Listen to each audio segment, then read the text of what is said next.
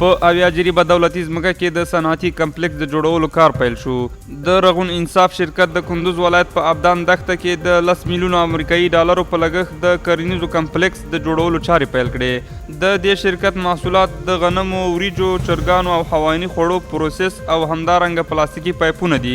د کندوز مشرتابه نوموړي چارې وستایلې او د ولایت د سوداګرو او متشبثینو د پانګونې لپاره یو ښه ډګر وباله.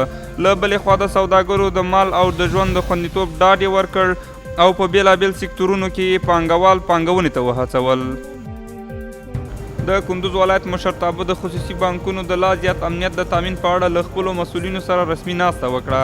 د دولتي او خصوصي بانکونو مسؤلینو د اسلامي امارت هلې ځلې او امنیتي تدابیر د قدر وړ یاد کړه او غوښتنه یې وکړه چې د دوی مال او ژوند لپاره د لا ډاډمن امنیت تامین شي.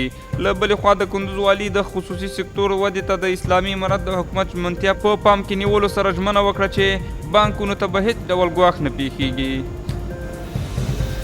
د کندوز مستوفي لخوا د اضافي مالیاتو د اداره ډول د کندوز مستوفي له ملي تلویزیون سره په ځانګړې مرکه کې هغه ادعا رد کړه چې ګواکې مالیه لوړه اخیستل کیږي.